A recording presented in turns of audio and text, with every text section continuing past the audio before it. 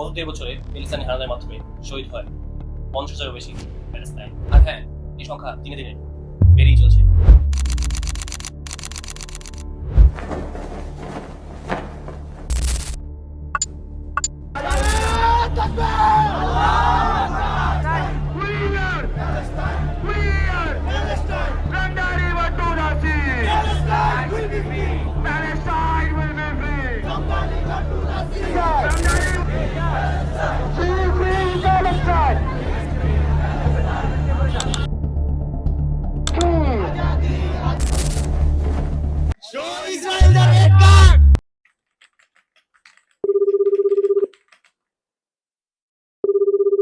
হ্যাঁ, হ্যালো দোস্ত। হ্যাঁ, তোরা আসছোস? আচ্ছা ঠিক আছে, থাক তাহলে আসতেছি।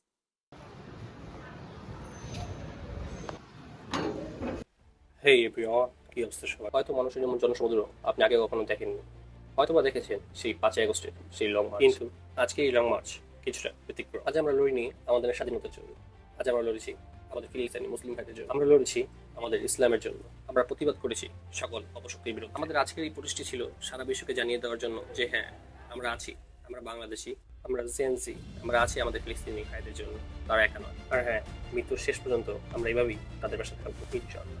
আর আজকের এই পোস্টে অংশগ্রহণ করেছিল সর্বস্তরের বাঙালি ভাই বোন সকলে একত্রে। আর হ্যাঁ, this is the typical Bangladesh for you.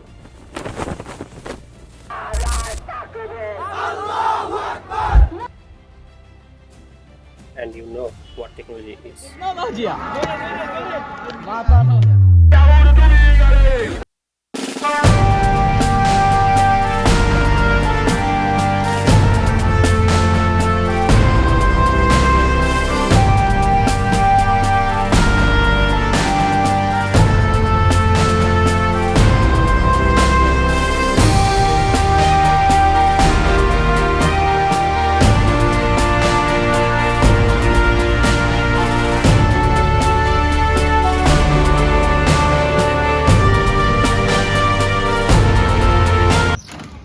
গত 2 বছরে প্যালেস্টাইনি হানাদারের মাধ্যমে শহীদ হয় 50,000-এরও বেশি প্যালেস্টাইন।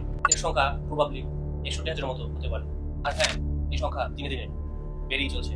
প্রধান আরবদের নীরবতা এবং ফিলিস্তিনের প্রতি তাদের সমর্থনের অভাব স্পষ্ট করে তুলে যে সৌদি আরব যে জাতি থেকে মুসলিম উম্মার ইতিহাস শুরু হয়েছিল, যে নেতাদের সমগ্র মুসলিম বিশ্বে চ্যাম্পিয়ন হওয়া ছিল, তারা আজ সম্পূর্ণ নীরব।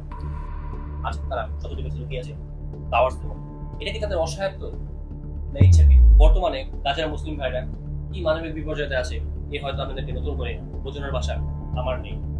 আজকের এই প্রোটেস্টের মাধ্যমে আমরা সারা বিশ্বকে জানা দিতে পারি প্যালেস্টাইন একা নয়, আমরাও আছি ওদের সাথে, আমরা আছি আমাদের গাজা মুসলিম ভাইদের সাথে।